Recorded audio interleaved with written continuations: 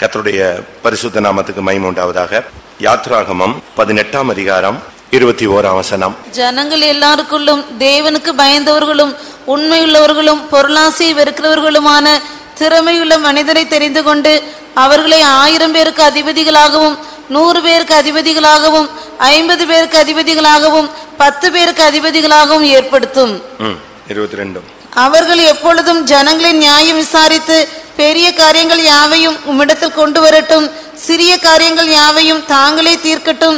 இப்படி அவர்கள் உம்மோடே கூட இந்த பாரத்தை சுமந்தால் உமக்கு லகுவாய் இருக்கும். கர்த்தருடைய பரிசுத்த நாமத்துக்கு மகிமை உண்டாவதாக. இங்கே ஒரு தேவனுடைய மனிதனுடைய மாமன் அவனுக்கு ஆலோசனை சொல்லுகிற, மோசேக்கு ஆலோசனை சொல்லுகிற ஒரு இடத்தை நாம் பார்க்கிறோம். சிறிய காரியங்களை அவர்களே தீர்க்கட்டும், பெரிய காரியங்கள் ஏதாவது இருந்தால் அதை உம்மிடத்தில் கொண்டு வரட்டும். அந்த சிறிய காரியங்களை தீர்த்து கொள்ள 1000 பேருக்கு அதிபதிகளை ஏற்படுத்தும், 100 பேருக்கு அதிபதிகளை தெரிந்து கொள்ளும், 50 பேருக்கு அதிபதிகளை ஏற்படுத்தும், 10 பேருக்கு அதிபதிகளை ஏற்படுத்தும். அவர்கள் தங்களுடைய காரியங்கள், சின்ன சின்ன காரியங்கள், வாழ்க்கையில, குடும்பத்தில, தொழில்கள்ல, நிலங்களில, பாளையங்களில, பிள்ளைகளுக்குள்ளே, பெற்றோர்களுக்குள்ளே, சகோதர சகோதரிகளுக்குள்ளே, அவர்களுக்குள்ளே என்னென்ன பிரச்சனைகள் இருக்கிறதோ, மன வருத்தங்கள், மனபாரங்கள், மன வேதனைகள், பிரிவினைகள், கசப்புகள், எதிர்பாராத சூழ்நிலைகள், இவைகளை அவர்களே கொஞ்சம் தீர்க்கட்டும். சின்ன காரியங்களை அவர்கள் தீர்க்கட்டும்.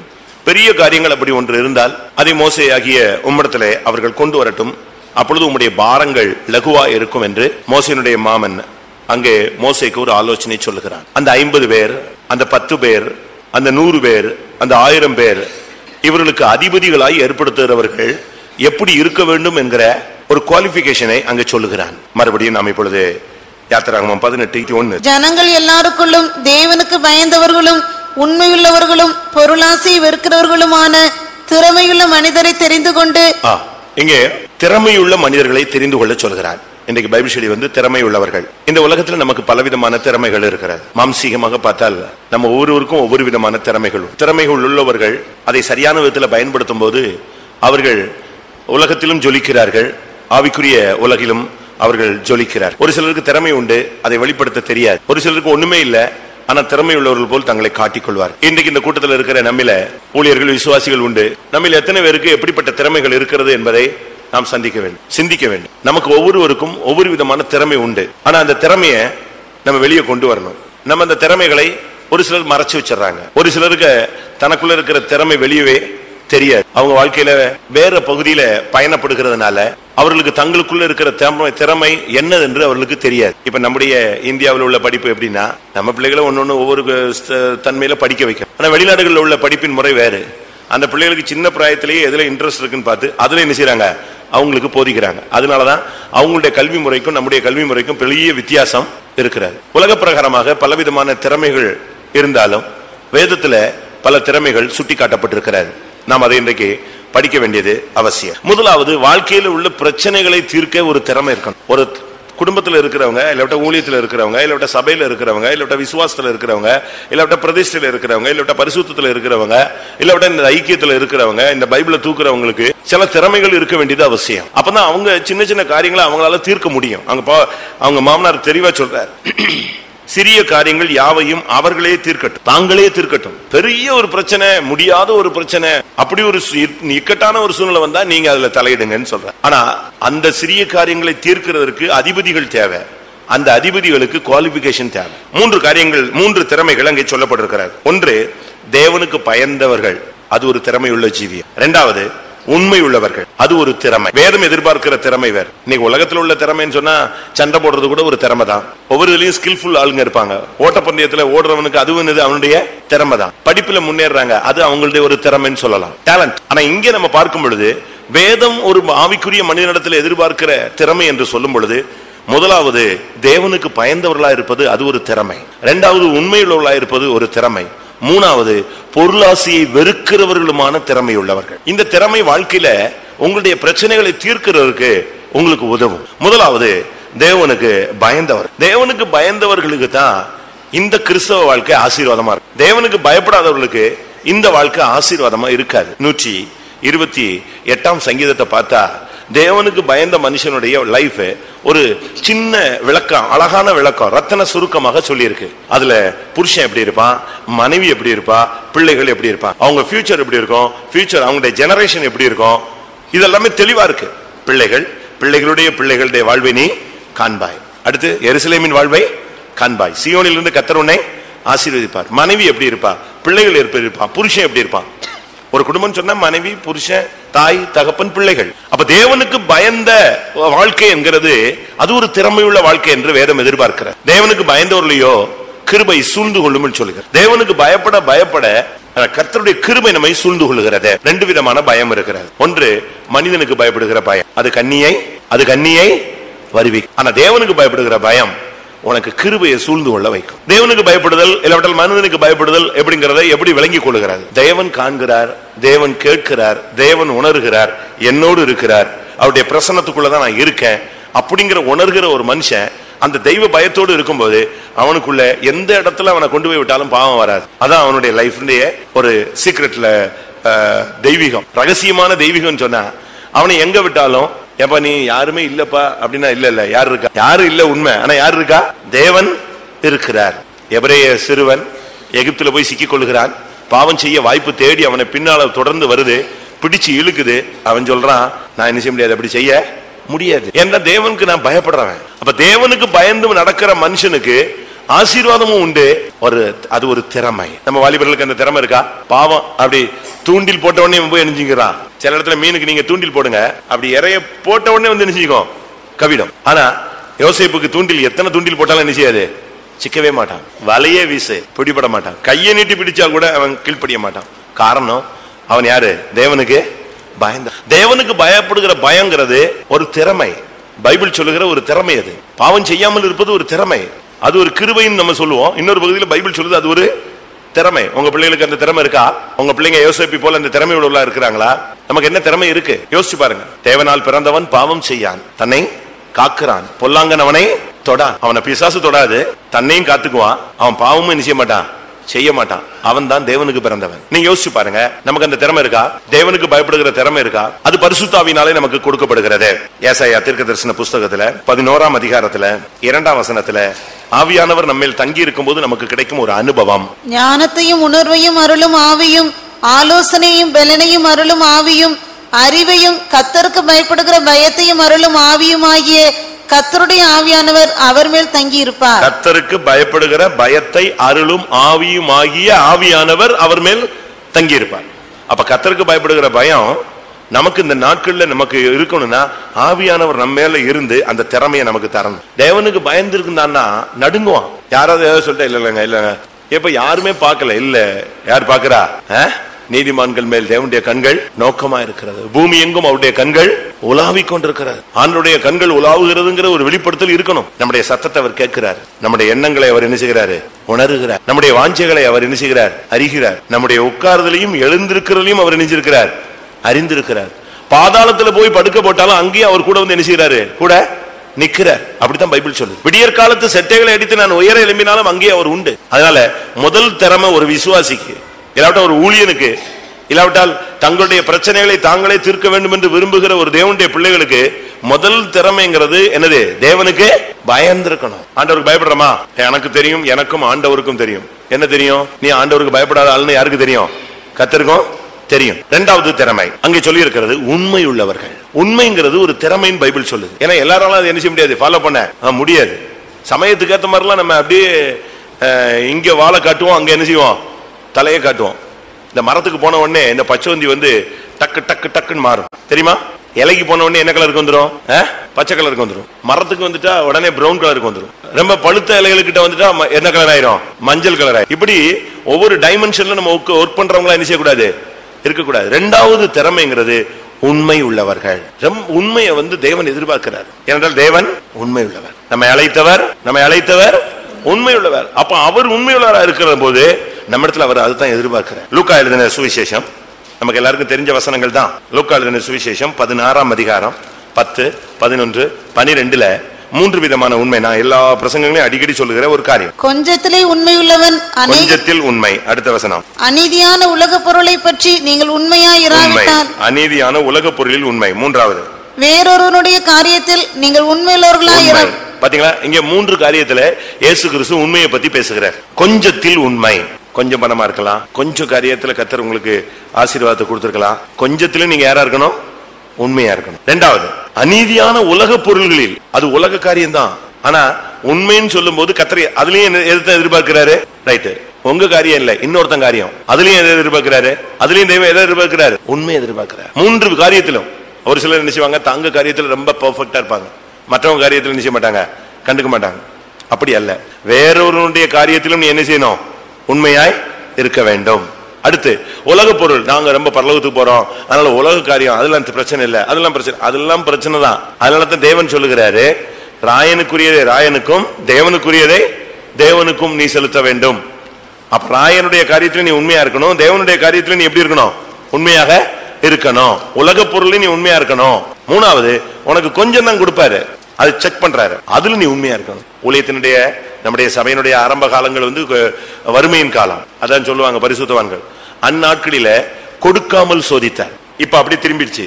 இப்ப என்ன செய்யறாரா, கொடுத்து சோதிக்கிறார். கான்செப்ட் மாறிடுச்சு. அன்னைக்கு உள்ள நிலவரம் இல்ல, அதுல நிக்க முடியாம தடுமாறினாங்க. ஆனா இன்னைக்கு உள்ள நிலவரம் எல்லாத்தையும் கொடுக்கிறாரு. இதுல எப்படி இருக்கான் பார். அதுபோல நீங்க கொஞ்சத்துல உண்மையா இருந்தா கர்த்தர் உங்களுக்கு அநேகத்தை கொடுப்பார், அநேகத்துக்கு அதிகாரியாய் உங்களை மாற்றுவார். ஒன்று. அடுத்தது, தேவனுடைய வீட்டில் உண்மை. எபிரேயர் நிருபம் 3ஆம் அதிகாரத்துல நமக்கு எல்லாருக்கும் தெரிந்த வசனங்கள். எபிரேயர் 3:2-5. மோசே தேவனுடைய வீட்டில் எங்கும் உண்மையுள்ளவனாய் இருந்தது போல இவரும் தம்மை ஏற்படுத்தினருக்கு உண்மையுள்ளவராய் இருக்கிறார். 5ஆம் வசனம். சொல்லப்பட போகிற காரியங்களுக்கு சாட்சியாக மோசே பணிவிடைக்காரனாய் அவருடைய வீட்டில் எங்கும் உண்மையுள்ளவனாய் இருந்தான். அடுத்த வசனம். கிறிஸ்துவோ அவருடைய வீட்டிற்கு மேற்பட்டவரான குமாரனாக உண்மையுள்ளவராய் இருக்கிறார். இங்க ரெண்டு விதம். இங்க நான் முதல்ல சொன்னது 3 விதமான உண்மை. கொஞ்சத்தில் உண்மை, அநீதியான உலக பொருளில் உண்மை, மற்றவனுடைய காரியத்தில் உண்மை. இப்ப இங்க 2 உண்மை இருக்கு. ஒன்று, தேவனுடைய வீட்டுல பணிவிடைக்காரனாய் உண்மை. இரண்டாவது, குமாரனாய் உண்மை. மோசேனுடைய லைஃப்ல பணிவிடைக்காரனாக அவன் உண்மையுள்ளவனாய். ஏன்னா அவன் ஓனர் கிடையாது, அவன் ஒரு ரெப்ரசன்டேட்டிவ் தான், ஒரு வேலைக்காரன் தான். அதனாலதான் அவனை தாசன் சொல்றாரு, வேலைக்காரன் சொல்ற. ஆனா கிறிஸ்துவோ அதற்கு மேற்பட்டவராக எப்படி இருந்தாரு, குமாரனாய் உண்மையுள்ளவனாய். நம்ம இந்த வீட்டுல நாம் குமாரர்கள், நம்ம தான் பொறுப்புள்ளவர்கள். நம்மை நம்பிதான் கர்த்தர் இந்த பைபிளை நம்ம கையில கொடுத்திருக்கிறார். அதனாலதான் பைபிள் சொல்லுகிறது, உண்மையுள்ளவர்கள் என்று எண்ணி இந்த கனமான ஊழியத்தை எங்கள் கையிலே ஒப்பு கொடுத்தார். இன்னொரு இடத்துல சொல்லி இருக்கு, உத்தமர்கள் என்று எண்ணி இந்த ஊழியத்தை எங்கள் கையில ஒப்பு கொடுத்தார். அதாவது உண்மையா இருப்போங்கிற ஒரு எதிர்பார்ப்பு. பிள்ளைய படிக்க வைக்கிறீங்க, பாஸ் ஆயிரும், எப்படியாவது வேலை கிடைச்சிரும், எப்படியாவது நல்ல ஒரு லைஃப் செட்டில் பண்ணிரும், அப்படிங்கறதுதான் நம்முடைய என்னது எதிர்பார்ப்பு. அதே போல என்னையும் உங்களையும் தேவன் விசுவாசிக்கிறார். இவனுக்கு இந்த பாவத்தை மன்னிச்சா அதுல இருந்து விடுதலை கிடைச்சிரும், இதுக்கு பிறகு இப்படிப்பட்ட தப்பு செய்ய மாட்டான், அவனை ஆசீர்வதிப்போம், அவன் உண்மையா இருப்பான், அவனை கனப்படுத்துவோம், அவன் இன்னும் சாட்சியா இருப்பான், அவனை இன்னும் மேன்மைப்படுத்துவோம், அவன் புறஜாதிகளுக்கு ஒளியா இருப்பான். இப்படிலாம் தேவன் நம்மிடத்துல எதிர்பார்க்கிறார். யோபு விஷயத்துல அப்படித்தான். பிசாசு கேட்ட உடனே அவர் சொன்னாரு, அவனை சோதிச்சு பாரு, அவன் ஜெயிப்பான். அதுதான் அவருடைய எதிர்பார்ப்பு. அந்த எதிர்பார்ப்பை நம்ம எத்தனை பேர் உடைச்சிட்டோம்னு தெரியல, அவருடைய எதிர்பார்ப்பை நாம துக்கப்படுத்திட்டோம்னு எனக்கு தெரியல. அதனால உண்மை உள்ளவர்கள் என்று சொல்லும் பொழுது தேவனுடைய வீட்டில் நாம் குமாரர்களாய் உண்மையுள்ளவர்களாய் இருக்கும். அடுத்து, தாவீது சவுலுடைய வீட்டுல உண்மையா இருந்தானா. சவுலுடைய வீட்டுல ஒருத்தன் உண்மையா இருக்கிறது ரொம்ப கஷ்டமான காரியம். 1 சாமுவேல் 22:14. அகிமெலேக் ராஜாவுக்கு பிரதியுத்தரமாக, உம்முடைய எல்லா ஊழியக்காரரிலும் தாவீதை போல ராஜாவுக்கு மருமகனும் உம்முடைய கட்டளைகளின்படி செய்து வருகிறவனும் உம்முடைய வீட்டிலே கனமுள்ளவனுமாய் இருக்கிற உண்மையுள்ளவன் யார்? சவுலுடைய வீட்டுல ஒருத்தன் உண்மையா இருக்க முடியுமா? அவன் திடீர்னு ஈட்டி அடிச்சிருவான், வீசிடுவான். சவுல் ஷார்ட் டெம்பரான ஆளு. சவுலுடைய வீட்டுல தாவீது எப்படி இருந்தான்? ரொம்ப உண்மையாக. இவ்வளவுக்கும் அவனுக்கு அந்த வீட்டுல உரிமை இருக்கு, மருமகன்கிற என்ன இருக்கு, உரிமை இருக்கு. ஆனாலும் அந்த காரியத்துல இருந்தாலும் அவன் அங்கேயுமே உண்மைதான் இருந்தான். உங்களுடைய சொந்த குடும்பத்துல நீங்க உண்மையா இருக்கணும். புருஷன் மனைவிக்கு உண்மையா இருக்கணும், மனைவி புருஷனுக்கு உண்மையா இருக்கணும். இது ரொம்ப முக்கியமான ஒரு வாழ்க்கையின் தத்துவம். இன்னைக்கு உண்மை பைபிள்ல சொல்லி, தேசத்தில் உண்மையுள்ளவர்கள் அற்று போகிறார்கள், குறைந்து போகிறார்கள். வாசிங்க, தெரியுமா அந்த வசனம்? தேசத்தில் உண்மையுள்ளவர்கள் குறைந்து இருக்கிறார்கள். அந்த லெவலுக்கு இப்போ உண்மையுள்ள ஜீவியங்கிறது ரொம்ப குறைவு. நம்முடைய இந்த கடைசி காலத்துல நாம் இப்படிப்பட்ட காரியங்களை எதிர்பார்ப்பது மிகவும் குறைவு. வாசிங்கள், சங்கீதம் 12:1. ரட்சியும் கர்த்தாவே, பக்தியுள்ளவன் அற்று போகிறான், உண்மையுள்ளவர்கள் மனுபுத்திரரில் குறைந்திருக்கிறார்கள். ரொம்ப குறைஞ்சிருச்சு உண்மையுள்ளவர்கள். இப்ப நம்ம சபையில நீங்க எடுத்துக்கங்களேன், உண்மையுள்ளவர்கள் நம்ம சொல்லுவோம், ஆனா தேவன் எதிர்பார்க்கிற உண்மை நம்மகிட்ட திராசை கொண்டு வந்து நிப்பாட்டினார்னா ரொம்ப கஷ்டம். ஏனென்றால் நம்ம அநேகருக்கு உண்மை இல்லை, பேச்சுல உண்மை இல்லை, பணத்துல உண்மை இல்லை, வேலைகளில் உண்மை இல்லை, ஊழியங்களில உண்மை இல்லை. இப்படி பலவிதமான உண்மை குறைவுகள் உண்டு. மூன்றாவது திறமையை பற்றி அவர் சொல்லுகிறாரு, பொருளாசையை வெறுக்கிற திறமை உள்ளவர்கள். நமக்கு நம்ம நினைப்போம் திறமைன்னு சொன்னா ஒவ்வொருத்தருக்கும் ஒவ்வொரு திறமை இருக்குன்னு சொல்றோம். உங்களுக்கு இருக்கும் பான் கிஃப்ட். சண்டை போடுறது கூட பான் கிஃப்ட் தான். ஒரு சிலர் பாட்டு நல்லா பாடுவாங்க, அதுக்கு என்ன சொல்லுவாங்க, அது பிறப்புல வந்தது பான் கிஃப்ட். ஒரு சிலர் அழகா டீச் பண்ணுவாங்க, அது அவங்களுடைய பான் கிஃப்ட் அப்படி சொல்லலாம். ஒரு சிலருக்கு கர்த்தர் கிருபை தர்றாரு, அது ஒரு இறக்கம், அது ஒரு கிஃப்ட். ஆனா பொருளாசையை வெறுப்பது ஒரு திறமைன்னு பைபிள் சொல்லுது. நமக்கு பலவிதமான திறமைகள் சொல்லி நான் இப்ப வரிசையா சொல்லிக்கிட்டே வரேன். ஆனா பொருளாசையை வெறுக்கிற ஒரு திறமை இருக்கா? பார்த்த உடனே வட்டிக்கு வாங்கிடலாமா, யார்கிட்ட கைமாத்து வாங்கியாவது வாங்கிடலாமா, அது இன்னொரு ஆள் வாங்குறதுக்குள்ள நம்ம வாங்கிடலாமா. ஆனா அதை நம்ம ஒரு நாள் தான் யூஸ் பண்ணுவோம். பொருளாசைங்கிறது அது ஒரு விக்கிரகம். எபேசியர் 5:3 நீங்க படிச்சிருக்கலாம். 5:3 விபச்சாரக்காரனாவது அசுத்தனாவது விக்கிரகாரன்காரனாகிய பொருளாசைக்காரனாவது. அதாவது ஒரு விசுவாசியோ ஒரு ஊழியக்காரனோ ஒரு பொருள் மேல ஆசை வச்சுட்டான்னா அவன் பொருள் மேல ஆசை வைக்கல, அது ஒரு அவனுக்கு அந்த பொருள் அவனுக்கு ஏதா மாறிடுச்சு, ஒரு விக்கிரகமாக மாறிவிட்டது. நீங்க யோசிச்சு பாருங்க. இன்னைக்கு நம்ம ஆளுங்கள்லாம் திடீர்னு ட்ரெஸ் மேல ஆசை வந்துருது, பொருள் மேல ஆசை வந்துருது, ஏதாவது ஒண்ணு மேல அவங்களுக்கு ஆசை வந்துருது. அந்த ஆசை அதை வெறுக்கிறதுக்கு பேரு தான் பைபிள் என்ன சொல்லுது, திறமை. பொருளாசையை நான் ஜெயிச்சிட்டேன்னு சொல்றவங்க யாராவது இருக்கீங்களா? நமக்கு இன்னும் பட்ஜெட் வந்துகிட்டே தானே இருக்கு. நமக்கு அது வேணும், இது வேணும், அது வேணும், இது வேணும், அது வேணும், இது வேணும், வாங்கி வாங்கி வாங்கி வாங்கி வைப்போம்.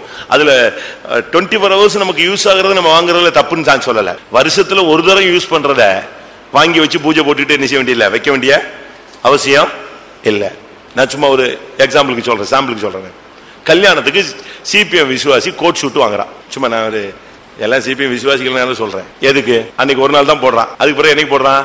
அது பிறகு நாசரத்தில் போட்டு போனா எல்லாரும் கள்ளத்துக்கு ஏறி ரோட்ல போட்டு போனா என்ன புதுசா ஒரு ஆள் இங்க நான் ரோட்ல வந்திருக்கான்னு நினைப்பான். அன்னைக்கு ஒரு நாள் அந்த ஸ்டேஜுக்காக எனக்கு அதை வாங்கித்தா, 10,000 ரூபாய்க்கு வாங்கித்தா, 18,000 ரூபாய்க்கு வாங்கித்தான்னு வாங்கிட்டு அதுக்கு பிறகு அது ஒரு ஹேங்கர், அதுக்குன்னு ஒரு புது ஹேங்கர் இருக்கு, அதை வாங்கி போட்டு மாட்டி விட்டு அவ்வளவுதான். அதுக்கு பிறகு ஏதாவது ரொம்ப க்ளோஸ் ரிலேஷன்ல நீ மாப்பிள்ளைக்கு தோழனா இருந்தா இந்த கோட் ஷூட்டை போட்டு எங்க போய் நிக்கலாம். சொல்றது உண்மையா பொய்யா? கரெக்ட் தானா? இதுக்கு எதுக்கு போட்டு பொண்ணு வீட்டுக்காரனை எனக்கு கோட் ஷூட் வாங்கித்தான்னு சொல்லி சண்டையை போட்டு அது 8,000 ரூபாய்க்கு 15,000 ரூபாய்க்கு வாங்கி அந்த ஒரு நாள் கூத்துக்கு மீச வச்ச கதையில தேவையில்லைங்கிறேன். அதனாலதான் முந்திலாம் இது ஸ்டுடியோவுக்கு போனா அவனே ஒரு 1000 பேர் போட்டிருந்த ஒரு கோட் வச்சிருப்பான், ஷூட் வச்சிருப்பான். அங்க போய் கல்யாணம் கட்டிட்டு போய் நின்னுக்குவாங்க, போட்டு ஆசைக்கு எடுத்துட்டு வெளியே வந்துருவாங்க. ஏன்னா அது ஒரு 100 ரூபாயில முடிஞ்சு போயிடும். இதெல்லாம் வேஸ்ட், அவசியமே கிடையாது.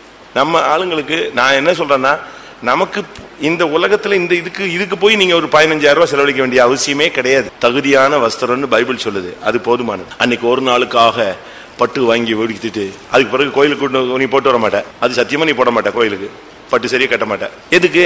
எங்கேயாவது நம்ம வர வர வர வர ஒரு எளிமை வரணும். நான் சொல்றதை நீங்க அக்செப்ட் பண்ணா நீங்க பாக்கியவான்கள். எளிமையின் கோலத்தை நம்ம எடுத்துக்கிட்டே வரணும். எவ்வளவு நமக்கு நம்மகிட்ட இருந்து அவாய்ட் பண்ணணுமோ அவ்வளவு காரியத்துல சிம்பிளா நீங்க மாறிக்கிட்டே வரணும். இது நான் சொல்லி வர்றதில்ல, கிறிஸ்துவின் அன்புல நிறைய நிறைய நிறைய இது தானா வரணும். இது பிரசங்கம் இல்ல, ஆவியானவர் உனக்குள்ள என்ன செய்யணும், போதி. வேஸ்ட் பொருளாசை. ஒரு சிலர்லாம் பாருங்க, இன்ஸ்டால்மெண்ட்ல வாங்கி வச்சிருப்பாங்க, மேல அடுக்கி வச்சிருப்பாங்க லாப்ட்ல. பிள்ளைக்கு 3 வயசு, ஆனா பிள்ளை கல்யாணத்துக்கு எப்பவுமே வாங்கி வச்சிடறாங்க 3 வயசுலயே. அது அவளுக்கு, அது இன்னொரு 17 வருஷத்துல அது அப்படியே ஒண்ணும் இல்லாம ஜாம் ஆகி போயிடும். தேவையில்லை. கர்த்தர் அந்த பிள்ளையை குறித்து ஒரு பெரிய அனாதி நோக்கம் வச்சிருப்பார், கொண்டு போவார், செயல்படுத்துவார், ஆசீர்வதிப்பார். நாம விசுவாச சந்ததிகள் பொருள் ஆசையை வெறுக்கணும். அது ஒரு திறமை. அந்த திறமைக்காக நீங்க இப்ப ஜெபிக்க போறீங்க. அடுத்ததாக 78ஆம் சங்கீதம் 72ஆம் வசனம். 78ஆம் சங்கீதம் 72ஆம் வசனம். இவன் அவர்களை தன் இருதயத்தின் உண்மையின்படியே மேய்த்து தன் கைகளின் திறமையினால் அவர்களை நடத்தினான்.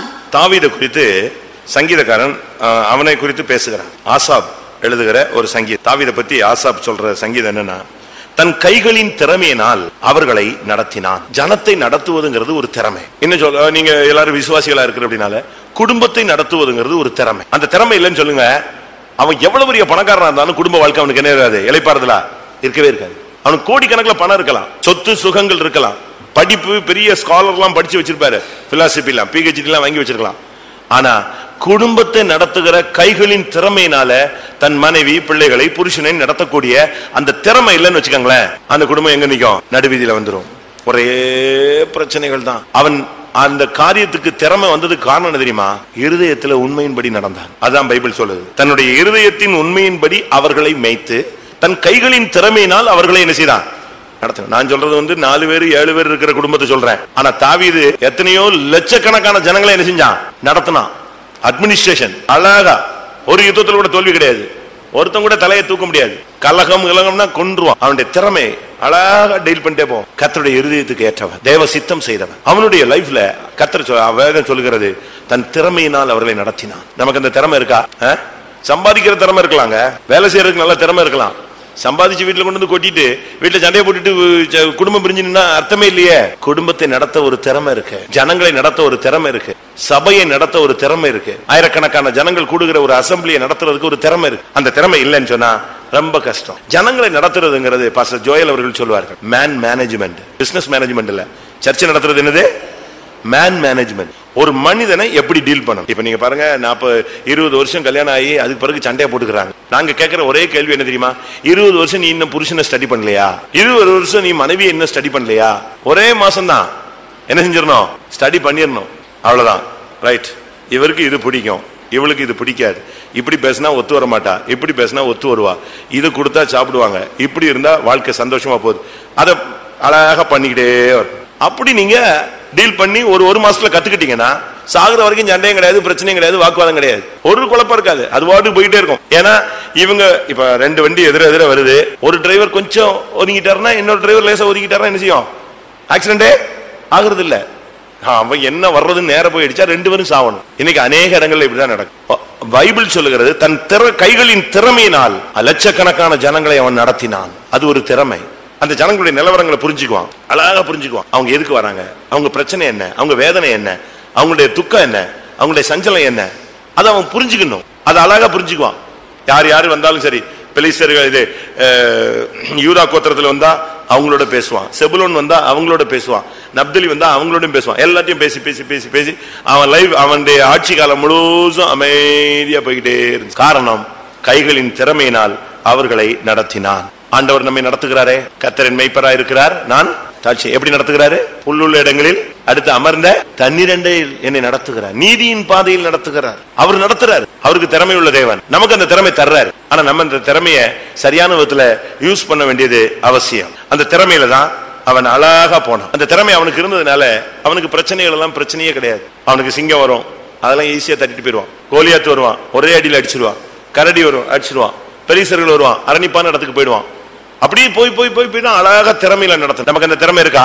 ஜனங்களை நடத்தக்கூடிய திறமை. ஒரு சிலருக்கு அந்த கிஃப்ட் இருக்கு. அவங்க குடும்பங்கள்ல பிரச்சனையே கிடையாது, வாக்குவாதங்கள் வராது. நான் ஒரு ட்ரெயின்ல வந்தேன் அன்னைக்கு, என் பக்கத்துல ஒரு பிராமின் ஃபேமிலி, 2 பேரும் டாக்டர்ஸ் நினைக்கிறேன். அந்த அம்மா இடக்கமுடக்கா பேசு. அந்த அம்மா அது கொஞ்சம் வயசானதான், இவரும் வயசானவர் தான். அது எதையோ ஒரு கதையை பேசுது. ஒரு அப்படியே தலையில அடிச்சுக்கிறாரு. என் பக்கத்துல உட்காந்துருக்காரு, அடிச்சுக்கிட்டு விட்டுரு விட்டுரு விட்டுரு விட்டுரு விட்டுரு, உனக்கு புரியலை புரியலை புரியலை, எனக்கு கேட்காத மாதிரி பேசணும்னு பாக்குறாரு. நான் தான் பக்கத்துல உட்காந்துருக்கேன். ஐயோ பாரு, அப்படியே கண்ணை மூடிக்குவாரு இறுக்கி. அந்த அம்மா ஒரு 10 நிமிஷம் அமைதியா இருக்கும், திருப்பி அந்த ஆவி ஸ்டார்ட் ஆயிடும். இப்படியே கொஞ்ச நேரம் கழிச்சு ஏதாவது நல்ல மேட்டர் பேசினா அவர் நல்லா பதில் பேசுறாரு, நல்லா பேசுறாரு. அது அப்படி இல்லை, இது இப்படி இல்லை, அவன் பிள்ளை ஏதாவது குடும்பத்தை பத்தி விசாரிச்சா ஏதாவது ஒண்ணு ஷார்ட்டா திருப்பிடுச்சுன்னா உடனே அவர் சொல்றாரு, அந்த மனுஷன் பாவம் கட்டிக்கிட்டாரு, என்ன பண்றது, எத்தனையோ வருஷம் ஆச்சு வாழ்ந்து. ஆனா இப்போ அவர் சொல்றாரு, இல்ல அது இதுன்னு, அது ஒரு முயல் 3 காலில் தான், முயலுக்கு 3 கால் சொல்ற பார்ட்டி போட்டுருக்கு பாவம் அந்த ஐயரம்மா. அது திருப்பி ஸ்டார்ட் பண்ண உடனே இவரு பிள்ளையாருக்கு முன்னால தலையில கொட்டுற மாதிரி தன்னையே கொட்டிக்கிறான் பாவம் ட்ரெயின்லயே. இப்படி ஆளுங்கிட்ட மாட்டிக்கிட்டா என்ன ஆகும்? சிம்சன் இப்படி ஒரு பெண்கிட்ட மாட்டிக்கிட்டு கடைசியில செத்து போயிடலான்னு வந்துட்டான். அவனை அலட்டி கொண்டே இருந்தபடினால் அவன் சாகத்தக்கதாக என்ன செஞ்சான்? व्यसனம் அடைந்தான். அந்த லெவலுக்கு நம்ம கொண்டு போக கூடாது. நமக்கு ஒரு கிருபை இருக்கு, ஆண்டவர் ஒரு திறமை கொடுத்திருக்கிறார். தாவீதுக்கு இருந்த திறமையை நீங்க கேட்டு பெற்றுக்கொள்ளுங்க. அவன் தன் கைகளின் திறமையினால் அவர்களை நடத்தினான். அடுத்ததாக ஆதியாகமம் 47:6. எகிப்து தேசம் உனக்கு முன்பாக இருக்கிறது.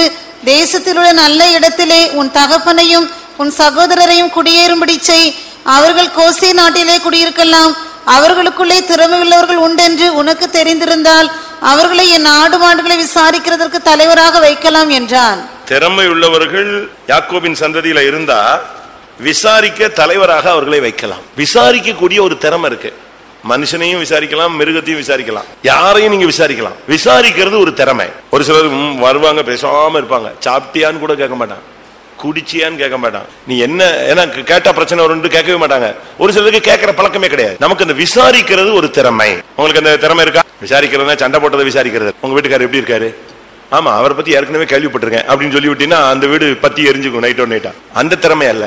உங்க பிள்ளை அங்க பார்த்தேன், உங்க புருஷன் அங்க பார்த்தேன், உங்க மனைவி அங்க பார்த்தேன், அவங்க இப்ப எப்படி இருக்காரு, முந்தி எப்படி இருந்தாரு, இப்படி இந்த திறமை, இந்த விசாரிப்பு எல்லாம் இது பொல்லாத ஆவியினுடைய திறமை. அந்த திறமையை சொல்லல, விசாரிக்கும் திறமை. தீமோத்தேயுல சொல்லி இருக்கிறது, ஒருவன் தன் சொந்த குடும்பத்தை விசாரியாமல் போனால் அவன் அவிசுவாசியிலும் கெட்டவன். 1 தீமோத்தேயு 5:8. ஒருவன் தன் சொந்த ஜனங்களையும் விசேஷமாக தன் வீட்டாரையும் விசாரியாமற் போனால் அவன் விசுவாசத்தை மறுதலித்தவனும் அவிசுவாசியிலும் கெட்டவனுமாய் இருப்பான். பாத்தீங்களா எவ்வளவு தெளிவா சொல்லி இருக்கு பாத்தீங்களா? முதலாவது உன் சொந்த ஜனங்களை விசாரி, சபை ஜனங்களை விசாரிங்க. விசாரிக்கிறதுன்னு சொன்னா இந்த பழைய ரகசியமான தவறான இல்லாவிட்ட வேற எதையாவது கேட்டு தெரிஞ்சுக்கிறதுக்கு விசாரிக்கிறதா. எப்படி இருக்கீங்க, வியாதியா இருந்தீங்களா, சோமாயிட்டீங்களா, நான் உங்களுக்காக ஜெபிச்சேன், ரொம்ப நாள் நீங்க வரலையே, ஏன் வரல, ஐயோ உங்களை பத்தி எனக்கு தெரியாது, இல்லைன்னு நான் வந்து பார்த்திருப்பேன். இப்படி நம்ம ஒவ்வொருத்தர் என்ன செய்யணும், விசாரிக்கணும். விசாரிக்கிறீங்களா? ஆமென் அப்படின்னு உடனே பைபிளை தூக்கிட்டு சும்மா அந்த ரோபோ மாதிரி சொரன்னு போய் வண்டி எடுத்து போயிட்டே இருக்கும். அப்படி இருக்க கூடாது. அப்படி இல்லைன்னா அந்த தனியான ஒரு குரூப் இருக்கும், அந்த குரூப்ல போய் நின்றுட்டு எப்படி இருக்கீங்க, இங்க ஒரு புது விசுவாசி வருவான், அவன் பார்ப்பான், யாராவது ஒருத்தன் வந்து தோத்திரம்பானா கேட்பானா. ஒரு இடத்துல ஒரு சகோதரர் ஒரு சபைக்கு போய்கிட்டே இருந்தாரு. அது பிறகு அவர் அந்த சபையை விட்டுட்டார். விட்ட பிறகு ஒருத்தன் போய் கேட்டான் அவர்கிட்ட, நீங்க வந்துட்டு இருந்தீங்களே, ஏன் நீங்கள் வரவே இல்லை? அவன் சொன்னா, நான் 8 மாசம் வந்தேன், ஒரு ஊழியக்காரனை என்னை பார்க்கல, ஒரு விசுவாசி யாரு நீன்னு என்னை கேட்கறதுக்கு நாதி இல்லை. இவ்வளவு பெரிய கூட்டம், 800 பேர் கூடுறீங்க சென்னையில். அவன் சொல்றான், 800-900 பேர் கூடுறீங்க, ஆவியில நிரம்புறீங்க, ஃபுல் ஸ்விங்கில் போறீங்க, பிரசங்கம் அடிச்சு கொளுத்துறாங்க. முடிஞ்ச பிறகு ஏதாவது ஒரு விசுவாசி 8 மாசம் வந்தேன், ஒருத்தனாவது நீங்க யாரு பிரதர், எப்படி இருக்கீங்க, எதுக்கு வர்றீங்க, பாஸ்டர் பாத்தீங்க, ஒருத்தனாவது என்னை விசாரிக்கலையே. இப்படிதான் சபைகள் இருக்கு. ஒரு சிலர் எல்லாம் மனைவியை விசாரிக்கிறதே இல்லை, சுகம் இல்லையா, அவ எப்பவுமே இப்படிதான் சொல்லுவா, கடை விடு அப்படின்னு போயிட்டே இருப்பா. புருஷனை பத்தி அந்த ஆள் கிடக்குறாரு, அவர் என்ன விசாரி, இப்படி சொன்னா அந்த குடும்பம் எப்படி இருக்கும்னு யோசிங்க. பிள்ளைகளை எங்க போனான்னு கேட்கறது இல்ல, வந்தையா விசாரிக்கிறது இல்ல, நீ போன காரியம் சக்சஸா விசாரிக்கிறது இல்ல. தவறு. விசாரிக்கணும். ஒருவன் தன் சொந்த குடும்பத்தை, தன் வீட்டாரை, விசேஷமாக தன் வீட்டாரை விசாரியாமல் போனால் அவன் விசுவாசத்தை மறுதலித்தவனும் அவிசுவாசியிலும் கெட்டவன். அவன் சொல்றான், ஆடு மாடுகளை விசாரின்னு சொல்றான். பார்வன் சொல்றான், ஆடு மாடுகளை விசாரிக்கிறதுக்கு ஒரு தலைவனை வை. எவ்வளவு ஆடு செத்து போச்சு, எவ்வளவு குட்டி போட்டுச்சு, எவ்வளவு நசல் கொண்டு போச்சு, எதுக்காக, என்ன காரணம்னு விசாரிங்கிறான். மனுஷனை விசாரிக்கிறதுக்கு இங்க ஆளு இல்லையே. யோசிச்சு பாருங்க. 1 தீமோத்தேயு 5:17 பார்த்தா, நன்றாய் விசாரணை செய்கிறவர்கள் ரெட்டிப்பான பாத்திரராய் கனத்துக்குரியவர்களாய் என்ன வேண்டும். நன்றாய் விசாரணை செய்கிற மூப்பர்களை, விசேஷமாக திருவசனத்திலும் உபதேசத்திலும் பிரயாசப்படுகிறவர்களை ரெட்டிப்பான கனத்திற்கு பாத்திரனாக என்ன வேண்டும்.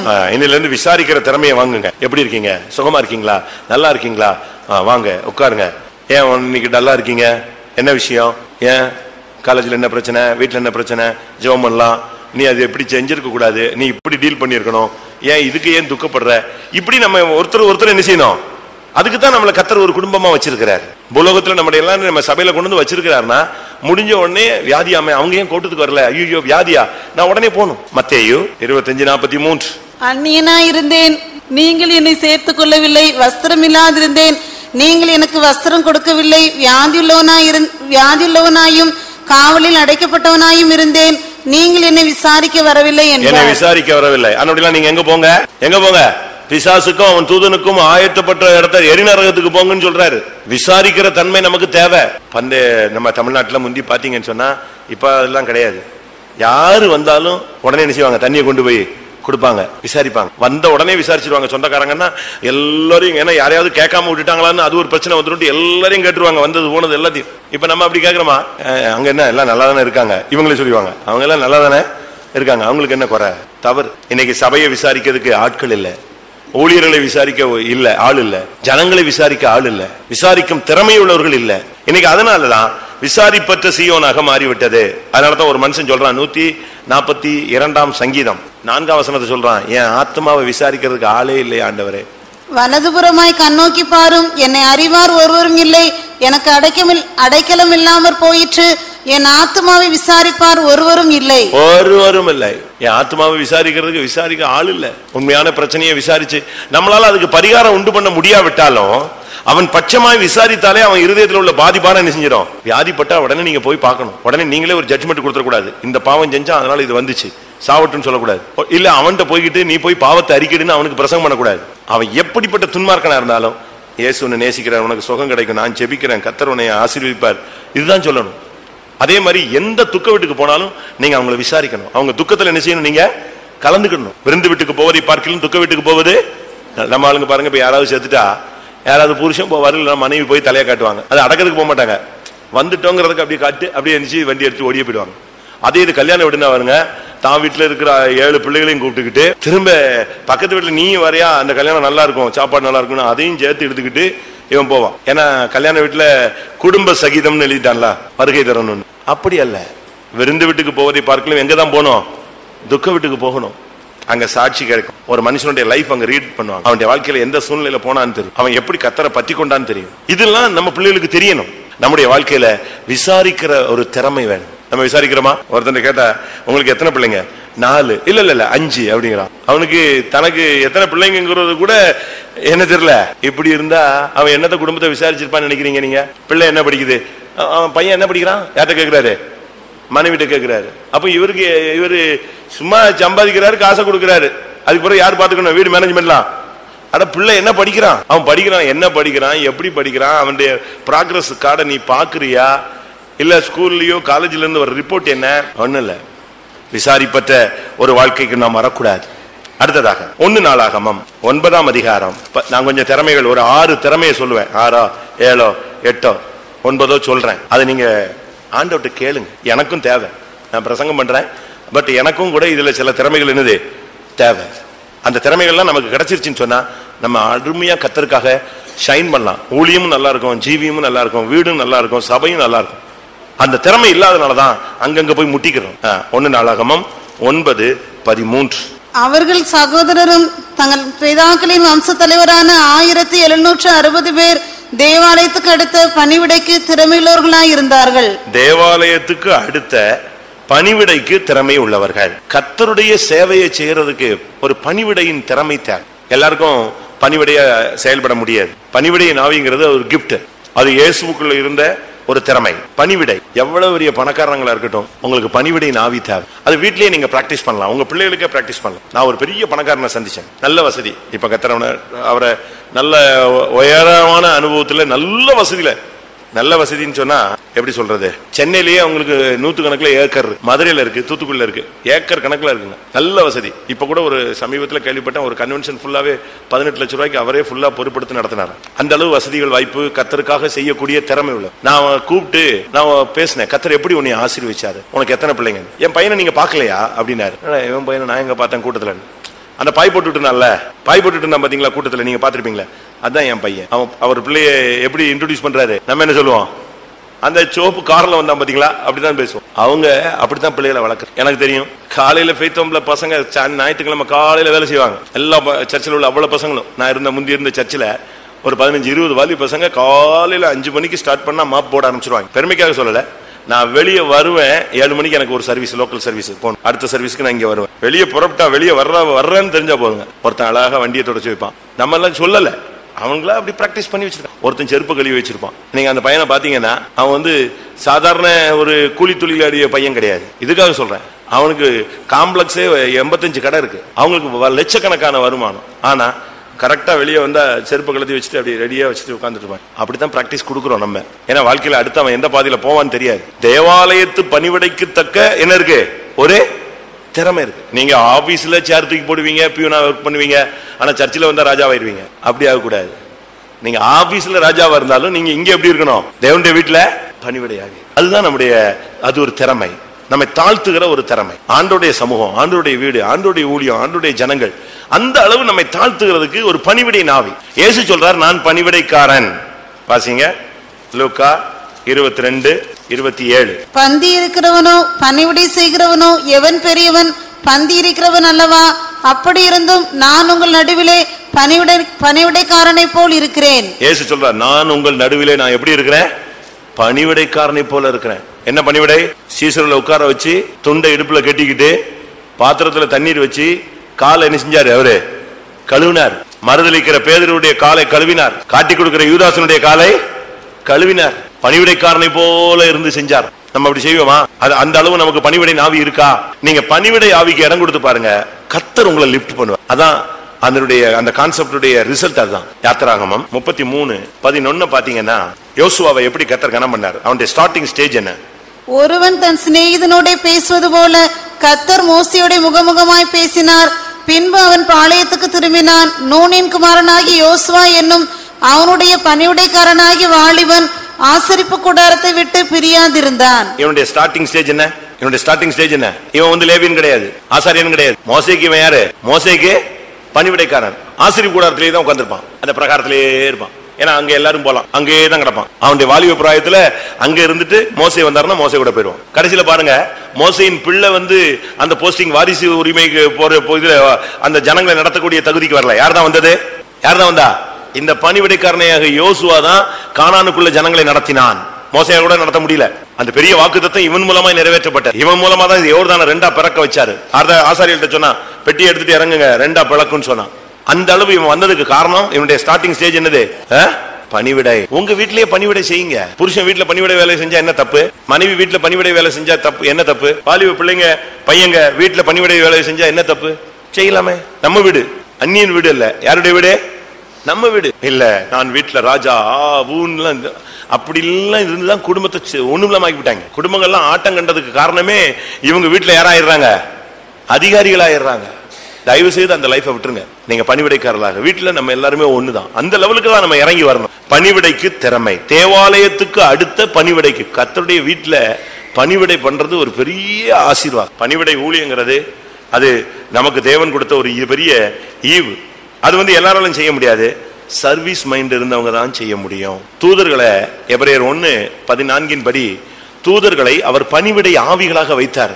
அந்த பணிவிடையை செய்ய முடியாதுன்னு சொன்ன போதுதான் அவனை விழ வைத்தார். ரட்சிப்பை சுதந்திரிக்க போகிறவர்கள் நிமித்தமாக ஊழியம் செய்யும்படிக்கு அவர்கள் எல்லாரும் அனுப்பப்படும் பணிவிடை ஆவிகளா இருக்கிறார்கள் அல்லவா? பணிவிடை ஆவிகள். இயேசு சொல்றாரு லூக்கா 22:26 ஒருவன் தலைவனா இருக்க விரும்புறியா? அப்ப நீ வந்து முதல்ல பணிவிடைக்காரனாயிரு. உயர்த்தப்படணும்னு ஆசைப்பட்டியா? நீ தாழ்த்தப்படுவதற்கு ஒப்பு கொடுப்பாயாக. 22:26. உங்களுக்குள்ளே அப்படி இருக்க கூடாது.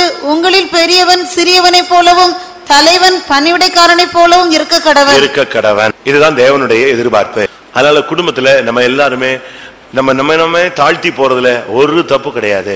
ஒரு சில வீடுகளில் புருஷன்மார் நல்லா வேலை செய்வாங்க, ஹெல்ப் பண்ணுவாங்க.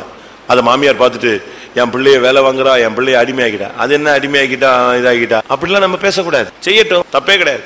இப்ப நீங்க பாருங்களேன், நம்ம பசங்களெல்லாம் நம்ம இஷ்டத்துக்கு வளர்க்குறோம். வீட்டுல வந்து சாப்பிட்டா பிளேட் எடுக்க மாட்டான், எடுக்கிறது இல்ல. ஆமா, சாப்பிட்டா அதுலயே கையை கழுவிட்டு அப்படி தூக்கி போட்டு போயிட்டே இருப்பான். அந்த கொண்டு போய் அந்த சிங்க்ல போட மாட்டான். ஆனா இதே பையனை இப்போ இவங்க எங்க படிக்க வைக்கிறாங்க?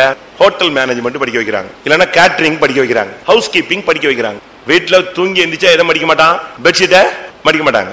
இப்ப house keeping, hotel management, catering படிச்சா என்ன நடக்கும் சொல்லுங்க? எவனோ சாப்பிட்டு விட்டு போவான், இவன் போய் அழகா தூக்கி சும்மா சுடு தண்ணி வச்சு அழகா தொடச்சி அப்படித்தானே செய்யறான். கேட்டரிங்ல வேற என்ன சொல்லி தரான்? எல்லாரும் தூங்கி எழுந்திரிச்சிட்டு போயிட்டே இருப்பான், இவன் போய் அதை அழுத்த அழகா மடிச்சு எடுத்து துவைக்கிறதுக்கு தூக்கிட்டு வந்து அடுத்த ஷீட் போட்டு அவனை படுக்க வைக்கிறதுக்கு ரெடி பண்ணிட்டு போவான். இதுதான் என்ன வேலை? நான் என்ன சொல்றேன், அதை உன் வீட்டுல செய்யு. ஏன் செய்யக்கூடாது? அழகா நீ ஏன் எழும்பி ஷீட்டு கிட்ட அழகா மடிச்சு வச்சுக்கலாமே, சாப்பிட்டு பிளேட் அழகா கழுவிக்கலாமே, சுத்தமா வைக்கலாமே, அந்தந்த இடத்துல வைக்கலாமே வைக்க கூடாதா? கேட்டரிங் படிச்சிருக்கீங்களா? படிச்ச இந்த வேலை தான் ஹவுஸ் கீப்பிங். நான் பார்ப்பேன், தையெல்லாம் அடிச்சு சும்மா இப்படி ஒரு மாதிரி புதுசா கட்டிட்டு வருவான். வீட்டுக்கு போனா போயுமா. ஆனா இங்க வந்தா பாத்தீங்கன்னா அழகா என்ன செய்வான்? அந்த பிளேட்டை வைப்பான், நின்றுப்பான், மெனுவை கொடுப்பான், வாங்கிக்குவான். அவன் போன உடனே இந்த பிளேட்டை சாப்பிட்ட பிளேட்லாம் தூக்கிட்டு அவன் பாட்டுக்கு போய் அழகா. அதை நீ வீட்டுல செய்ய, உன் வீடு ராஜா மாதிரி இருக்கும், அரண்மனை மாதிரி இருக்கும். உங்க வீட்டுல செய்யலாமே, செய்யறதுல ஒன்னும் தப்பே கிடையாது. பைபிள் இதுதான் போதிக்குது. நீ முதல்ல வீட்டுல இரு, வீட்டுல நீ பழகு. தேவாலயத்துக்கு அடுத்த பணிவிடைன்னு ஒரு பணிவிடை இருக்கு. உலகத்துக்கு அடுத்த பணிவிடை வேற. ஆபீஸ்ல பாத்தீங்கன்னா நீங்க ரொம்ப தாழ்மையா இருப்பீங்க, டியூட்டில பாத்தீங்கன்னா ரொம்ப தாழ்மையா இருப்பீங்க, சின்சியரா இருப்பீங்க. ஒரு கம்பெனில வேலை பார்த்தா கம்பெனியை உங்க தலை மேல ஓடுற மாதிரி இருக்கும். ஆபீஸுக்கு போனா ஆபீஸ் மொத்த வேலையும் இழுத்துக்கிட்டு செஞ்சுக்குவாங்க. ஆனா கர்த்தருடைய வேலையை நீங்க எந்த விதத்துல செய்றீங்க? அதுக்கு நீங்க பதில் சொல்லுங்க. அடுத்ததாக மத்தேயு 25:15.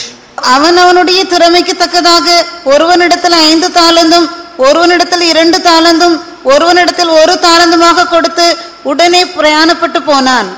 அவனுடைய திறமைக்கு தக்க தாளந்து கொடுக்கப்பட்டது. அப்படின்னா என்ன?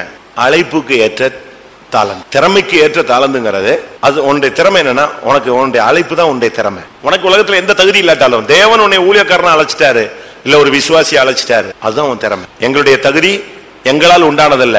யாரால் உண்டானது? தேவனால் உண்டாயிருக்கு. தேவன் தான் நம்மை தகுதிப்படுத்துறான். அவனுடைய திறமைக்கு தக்கதாக அவனுடைய கரத்தில் தாளந்து கொடுக்கப்பட்டது. 1 கொரிந்தியர் 12ஆம் அதிகாரம், அதுக்கு இன்னும் கொஞ்சம் விளக்கம். 7ஆம் வசனமும் 11ஆம் வசனமும் வாசி. ஆவியினுடைய அனுக்கிரகம் அவனவனுடைய பிரயோஜனத்திற்கென்று அளிக்கப்பட்டிருக்கிறது. இவைகளை எல்லாம் அந்த ஒரே ஆவியானவர் நடப்பித்து தமது சித்தத்தின்படியே அவனவனுக்கு பகிர்ந்து கொடுக்கிறார். ஆண்டவர் இந்த திறமைன்னு சொல்லுகிறத, இந்த தாளந்து கிருபைன்னு சொல்றத, அந்த திறமைக்கு தக்கதாக தாளந்து கொடுத்தாராம். அப்படின்னா அழைப்புக்கு ஏற்ற தாளந்து, வெளிப்படுத்தலுக்கு ஏற்ற தாளந்து, உனக்கு கிடைத்த தரிசனத்துக்கு ஏற்ற தாளந்து, உனக்கு மகிமையில என்ன இடம் கிடைக்க போதோ அதுக்குரிய தாளந்து தான் கர்த்தர் இந்த பூமியில கொடுக்கிறார். உங்களுடைய அழைப்பு எப்படிப்பட்டது, உங்களுடைய தெரிந்து கொள்ளுதல் எப்படிப்பட்டது, உங்களுக்கு கிடைச்ச தரிசனம் எப்படிப்பட்டது, உங்களுக்கு கிடைத்த வெளிப்படுத்தல் எப்படிப்பட்டது, நீங்களே யோசிச்சு பாருங்க. அதுக்கு ஏற்ற மாதிரி தான் கர்த்தர் உங்க கையில எதை கொடுக்கிறாரு, தாளந்து கொடுக்கிறாரு. 5 தாளந்து கொடுப்பாரு, 2 தாளந்து கொடுப்பாரு, 1 தாளந்து கொடுப்பாரு, இல்ல 10 கொடுப்பாரு, 5 கொடுப்பாரு, 2 கொடுப்பாரு. அது எத்தனை நாளும் கொடுக்கலாம். நீங்க அதுல உண்மையா இருக்கணும். உங்களுக்கு தேவன் கொடுத்த அந்த திறமைக்கு தக்கதாக தாளந்து கொடுத்தாரு, அதை எப்படி நீங்க யூஸ் பண்ணிருக்கீங்க? தீர்க்கதரிசிகள் எல்லாம் எல்லா கூட்டத்திலும் தீர்க்கதரிசனம் சொல்றீங்களா? தரிசனம் காண்கிறவர்கள் எல்லா கூட்டங்களையும் தரிசனம் காண்கிறீர்களா? ஜெப வீரர்கள் டெய்லி ஜெபம் பண்ணுகிறீர்களா? சோல் வின்னர்ஸ் ஆத்தும ஆதாயம் பண்ணுகிறவர்கள் நீங்க டெய்லி ஆத்துமாக்களை சந்திக்கிறீங்களா? ஜெப வீரர்கள் இரவுல ஜெபிக்கிறீங்களா? நீங்களே யோசிச்சு பாருங்க. நமக்கு கொடுக்கப்பட்ட அந்த திறமைக்கு தக்கதாக தாளந்துகளை கர்த்தர் கொடுக்கிறார். உனக்கு ஒரு திறமை இருக்கு, அது தேவனால் உண்டான ஒரு திறமை. உன்னுடைய அழைப்பு தான் உன்னுடைய திறமை. நமக்குன்னு ஒரு திறமை கிடையாது. ஆண்டவர் தான் ஃபீஸ் வச்சிருக்காரு.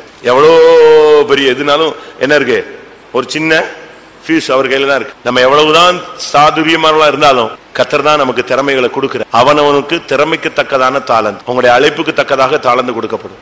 இந்த அழைப்புக்கு ஏற்ற தாளந்தை நீங்க யூஸ் பண்ணிருக்கீங்களா? 5 வாங்கினவன் 5 சம்பாதித்தான், 2 வாங்கினவன் 2 சம்பாதித்தான், 1 வாங்கினவன் அதை புதைத்து வைத்தான். கர்த்தர் நமக்கு கொடுத்த திறமைகள் எல்லாம் நம்ம எந்த விதத்துல யூஸ் பண்ணிருக்கோம்னு நீங்க யோசிச்சு பாருங்க. அடுத்ததாக அது நான் இப்போ ஷார்ட் டைம்ங்கிறதுனால உங்களுக்கு சிம்பிளா சொல்லிட்டே போறேன். நீங்க நோட் பண்ணிக்கணும், பிக்கப் பண்ணிக்கணும், கேட்ச் பண்ணிக்கணும். இதை வீட்டுல போய் உட்கார்ந்து என்ன செய்யணும், அடுத்த வாரம் தட்டி எடுத்துட்டு அதே புக்கை தூக்கிட்டு வந்துடக்கூடாது. நல்ல மிருகம் எப்படிப்பட்டது, என்ன செய்யும், அசை போடும். கேட்ச் பண்ணிக்கும். அதுக்கு பிறகு வீட்டுல உட்கார்ந்து அசை போடணும். நமக்கு இந்த திறமை இல்லையே, மோசைக்கு இருந்த திறமை இல்லையே, பொருளாசையை வெறுக்கக்கூடிய திறமை இல்லையே, தாவீதுக்கு இருந்த திறமை இல்லையே. தானியேல் 1ஆம் அதிகாரம் 3ஆம் வசனம். தானியேல் 1:3. அப்பொழுது இஸ்ரவேல் புத்திரருக்குள்ளே ராஜ குலத்தார்களிலும் துறை மக்களிலும் யாதொரு மாசும் இல்லாதவர்களும் அழகானவர்களும் சகல ஞானத்திலும் தேறினவர்களும் அறிவில் சிறந்தவர்களும் கல்வியில் நிபுணரும் ராஜாவின் அரண்மனையிலே சேவிக்க திறமையுள்ளவர்களும் ஆகிய சில வாலிபரை கொண்டு வரவும். ராஜாவின் அரண்மனையில் சேவிக்க திறமை உள்ள வாலிபர்கள். ராஜாவின் அரண்மனையில சேவிக்கிறதுக்கு என்ன வேணும், திறமை வேண்டும். வீட்டுல சேவிக்கிறது அது வேற விதம், கம்பெனியில சேவிக்கிறது வேற விதம். ஆண்டவர் ராஜாவுடைய அரண்மனையில சேவிக்கிறதுக்குன்னு ஒரு திறமை இருக்கு. நீங்க பாருங்க, சில பவர்ஃபுல் ஆபீசர்ஸ் இருக்கிற இடத்துக்கு நீங்க போங்க, மிலிட்டரி கேம்புக்கு போங்க, இல்ல இந்த டிஜிபி ஐஜின்னு இருக்காங்களா அந்த லெவல்ல உள்ளவங்களுக்கு போங்க, இல்ல பெரிய பெரிய மினிஸ்டர்ஸ் இருக்கிற அந்த இடத்துக்கு போங்க. அங்க சேவிக்கிறவங்களை பாருங்க, என்ன மாதிரி இருப்பாங்க தெரியுமா? எந்த அளவுல இந்த பாடி கார்ட்ஸ் எல்லாம் அவங்களுக்குன்னு ஒரு சரியான ஒரு திறமை இருக்கு. சாதாரண திறமை அல்ல, வித்தியாசம். மற்ற எல்லாரை விட அவங்க வித்தியாசமானவங்களா இருக்கு. அவங்க சாப்பாட்டுல கூட ரொம்ப உஷாரா இருப்பாங்க. இந்த சேவாதல்ல முக்கியமான ஆளுங்களுக்கு எல்லாம் பாதுகாப்பாளராக இருக்கிறவங்க தங்களுடைய சொந்த வீட்டுல கூட சாப்பிடுறது இல்ல. அந்த அளவு அவங்களுக்கு என்ன இருக்கு, கண்டிஷன்ஸ் இருக்கு. பாதுகாப்பை கருதி அவங்க தங்கள் சொந்த வீடுகளில் கூட எரிச்சக்கூடாது, சாப்பிடக்கூடாது. ரொம்ப கண்டிஷன் வச்சிருப்பாங்க. அவங்க அந்த குறிக்கப்பட்ட லைவ் அதுக்குள்ளேயே தான் அவங்களுடைய பிராக்டிஸ் வச்சுக்கிட்டே இருப்பாங்க. அரண்மனையில் சேவிக்க திறமை. விசுவாச வீட்டுல சேவிக்க ஒரு திறமை வேணும். கர்த்தருடைய வீட்டுல கர்த்தருக்காக சேவிக்கணும்னா அது ஒரு பெரிய திறமை. இல்லாததை இருக்குன்னு சொல்லுவான், நீ செய்யாததை செஞ்சேன்னு சொல்லுவாங்க, அதை சொல்லுவாங்க, இதை சொல்லுவாங்க. இரவு பார்க்க முடியாது, பகல் பார்க்க முடியாது, விழிப்பு, பாடுகள், வேதனை எல்லாம் இருக்கும். ஆனா அரண்மனையில சேவிக்கிறவங்க பாத்தீங்கன்னா கரெக்டா இருப்பாங்க, ரொம்ப ஷார்ப், எவ்வளவு தெளிவா இருப்பாங்க. நம்ம அப்படி இருக்கிறோமா? அரண்மனையில் சேவிக்க, ஆண்டவருடைய வீட்டுல சேவிக்க, கர்த்தருடைய வீட்டுல நடக்க வேண்டிய வழியை நீ அறியாயாகில் நான் உனக்கு சொல்லித் தருகிறேன் பவுல் சொல்லுகிறார். தேவனுடைய வீட்டுல நடக்க வேண்டிய வகையில நடக்க வேண்டும். அரண்மனையில், ஆண்டவருடைய அரண்மனையிலே சேவிக்க நமக்கு திறமை வேண்டும். செய்வோமா? அந்த கல்தேய ராஜா சொல்றான், நேபுகாத்நேசர் சொல்றான், தன்னுடைய அடிமைகளை அடிமைகளுக்குள்ள யாராவது செலக்டிவா இருக்கானா, டாப்பா இருக்கானா? ஏன்னா அவனுக்கு தெரியும் யூதர்கள் எப்படிப்பட்டவங்க, திறமை வாய்ந்தவர்கள். படிப்புன்னா அதுல அவனை அடிக்க முடியாது, பணிவிடைனா அவனை பீட் பண்ண முடியாது. அந்த அளவு உண்மையாய் பணிவிடை. நம்ம ஆளுங்கன்னா வந்தவொடனே என்ன செஞ்சுப்பாங்க, போயிட்டாரா, போயிட்டா, நல்லா போயிட்டான், சோத்திரம் உட்காந்து. நம்ம பணிவிடைலாம் எப்படிதான், அப்படிதான். நம்ம வந்தோன்னா வந்துட்டாரா, சோத்திரம் சோத்திரம் சோத்திரமாங்க, ரொம்ப அப்படியே பயபக்தியா போனவனே, அப்பா சரி போயிட்டாயா ஆளோட. இதுதான் நம்ம பணிவிடையும் நம்ம சேவையின் திறமையும். அந்த பார்த்த உடனே ஒரு கோலை கும்பிடும் போடுறது, ஒரு தட்டப்பட்டான்னு ஒரு அமர்க்கலம் பண்றது, அதுக்கு பிறகு அவனா அவ்வளவுதான். இதை கத்தர் இந்த திறமை இது வந்து ஏமாற்று திறமை. இவனை நம்பி நம்ம போனோம்னா நம்மளை நெஞ்சிருவான், எங்கேயாவது இறக்கி விட்டுருவான். இதெல்லாம் ஏமாற்று. பார்த்த உடனே ஸ்தோத்திரம், அப்படி ஒரு ஸ்மைல், பாதி சிரிப்பு சிரிச்சுட்டு இருக்கும்போதே ஸ்டாப் ஆயிடும் கப்புன்னு. அது ஒரு திறமை. அந்த ஆள் போயிட்டான்னா உடனே அது நமக்கு நம்ம அவன் போன பிறகு கூட சிரிச்சுட்டு இருப்போம். ஆனா இப்படிப்பட்ட ஆளுங்க அவன் திருமண உடனே சிரிப்பு நின்றோம். ஏன்னா உள்ளம் வேற மாதிரி இருக்கு. யோசிச்சு பாருங்க. பார்க்கும்போது அப்படியே பாஸ்டர், ஐயோ உங்களை மாதிரி நான் உலகத்திலேயே பார்க்கல. அங்கிட்டு போன உடனே உண்மையாகவே வர மாதிரி நான் உலகத்துல எவனுமே என்ன செய்யல பார்க்கலாமா? அந்த டபுள் வார்த்தைகள் பைபிள் சொல்லுது. எல்லா வார்த்தைகளையும் கர்த்தர் என்ன செய்யறாரா? கேட்கிறார். நம்மளை பார்த்தா ஒரு வார்த்தை, வெளியே போன உடனே நம்மளை பத்தி ஒரு வார்த்தை. இதல்ல. சேபா ராஜஸ்ரீ அரண்மனைக்கு, சாலமோனுடைய அரண்மனைக்கு வந்தா, பார்த்து மிரண்டு போயிட்டா. அவ சொல்றா, நான் என் தேசத்துல கேள்விப்பட்டது என்னது கொஞ்சம், இங்க வந்து பார்த்து ஆச்சரியமா இருக்கு. ஏன்னா அவ்வளவு அருமையா பணிவிடை பண்ணுவாங்க. அரண்மனையில சேவிக்கிற அந்த ஆளுங்களை பார்த்து அவங்க யூனிஃபார்ம், அவங்களுடைய நடை உடை தன்மை எல்லாத்தையும் பார்த்துட்டு நீங்க யோசிச்சு பாரு. பழைய காலத்துலலாம் ரொம்ப அருமையா சேவிச்சிருக்காங்க. யார் அங்கே அப்படின்னா போதும், டக்குன்னு யார் வந்து நிப்பா? சேவகன் வந்து நிப்பான். தண்ணி வேணும்னா அதுக்கு ஒரு ஆள் வருவான். பட்டயம்னா அடுத்த வருவான். நான் ஒரு கமிஷனர் ஆபீஸ்க்கு போயிருந்தேன், போலீஸ் கமிஷனர் ஆபீஸ். அவசரமா போயிருந்தோம், நான் இன்னொரு பாஸ்டர்ஸ்ல. சிட்டி கமிஷனர் சென்னை கிளம்புறாப்ல, வெளியே வர போறாரு. அந்த டோர்ல ஒரு சின்ன கிளாஸ் ஓபன் இருக்கு. ஓபன்ல கிளாஸ் ஃபிட் பண்ணிருக்காங்க. அவர் என்ன பண்ணிட்டு இருக்காருன்னு வெளியே இருந்து என்ன செய்யலாம், அந்த வாசல் நிக்கிற ஆள் பார்க்கலாம். அவ்வளவுதான். திடீர்னு பாத்தீங்கன்னா பரபரப்பாயிடுச்சு. ஐயா கிளம்பிட்டாரு அப்படின்னா அவர் அங்க எழும்புறாரு. சீட்டை விட்டு என்ன செய்யறாரு, எழும்புறாருன்னு உடனே சும்மா 2 பேர் உள்ள போனாங்க. ஒருத்தன் ஃபைல் எடுத்து வந்தான், ஒருத்தன் செல் எடுத்து வந்தான். 2 போலீஸ். வெளியே வர்றாருன்னு உடனே ஒருத்தன் கேட்டா அப்படி டக், அடுத்த செகண்ட் அந்த சிங்கம் கெபிக்குள்ள இருந்து என்ன செய்யறது, வெளியே வர்ற மாதிரி அப்படி வர்றான், புயல் மாதிரி வந்தான். சார் வெளியே வந்த உடனே எல்லாம் ஒரே சல்யூட் தான். பட்ட பட்ட பட்ட பட்ட பட்டன்னு அவ்வளவு பேர் கண்ணை தூக்கி அடிச்சு ஒரு செகண்ட்ல கார் போயிடுச்சு. அதுக்குள்ள வழியெல்லாம் டிராபிக் ஓகே பண்ணிட்டான், போயிட்டாங்க. அது ஒரு திறமை அவங்களுக்கு, அது ஒரு பிராக்டிஸ். அரண்மனையில் சேவிக்க திறமை.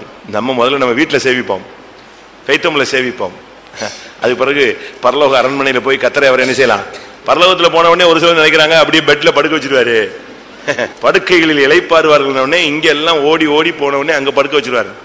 படுக்கெல்லாம் வைக்க மாட்டாரு. அங்க மினிஸ்ட்ரி ஸ்டார்ட் ஆக போகுது. வெளிப்படுத்தல் 22ஆம் அதிகாரம், அடுத்த ஊழியம் தொடங்க போகுது. அது இப்படி பெய்த்தம் மாதிரி இருக்காது, அது மகிமையாயிரு. 22:4.